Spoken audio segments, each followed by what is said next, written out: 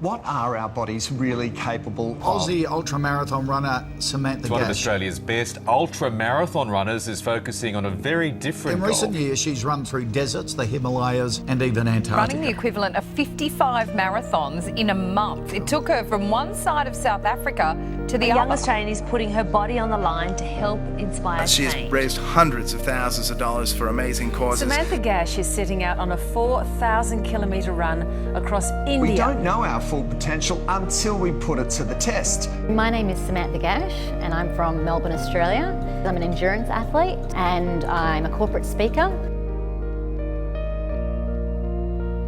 I now use my endurance running to work on social impact projects around the world. We are truly capable of so much more if we're willing to go beyond what we're comfortable with. Theoretically, I understood trying to run across India would be a huge undertaking. The reality of it is it's harder than I could ever possibly imagine. This is what it looks like when you push yourself beyond. This isn't an elite sport. This is all mind. You do it because you want to and you believe in it. It's going to hurt. There's no point constantly suffering in your life unless you know why you're doing it. Ultramarathon running has taught me a couple of things, and one thing it's taught me is that first phase of the lead up, the preparation, is all about risk mitigating. Think of all the things that can go wrong, prep your training, work out how to get the lightest possible pack, be really resourceful. This is the world that I love. I'm a lawyer by trade. I love risk mitigating. I love getting the spreadsheet out. I love, taking a really raw idea and formulating it into this blueprint. And the next thing is an execution phase where you're bold and brave enough to go, this is not working.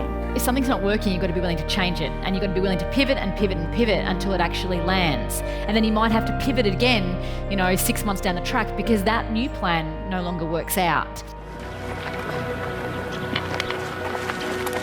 The sun's come out and it's just fucking ridiculous. She's my French. Oh, and we're both broken down a little bit. But we're going to get there. You need to take turns in partnerships and in every aspect of your life where you both have turns being the stronger, the leader, and then you each take turns also being that vulnerable person. But I will never forget there was one moment when Lisa threw herself on the ground and screamed and said, I think we're going to die, we'll never get out of here.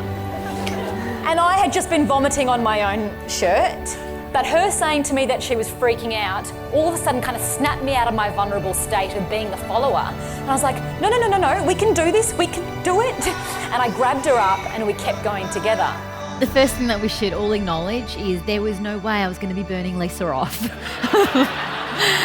I was completely, I can't even describe that. I was really overwhelmed. Lisa in that moment, whether she knew it or not, actually sent something charging through me and allowed me to be empowered and actually get us towards our goals. So when we're in teams, sometimes we're the leader and we think we have to show with strength, control, such certainty all the time, when the reality is the people in your team are motivated by different things at different times. Vulnerability is important because what it does is it creates trust with people.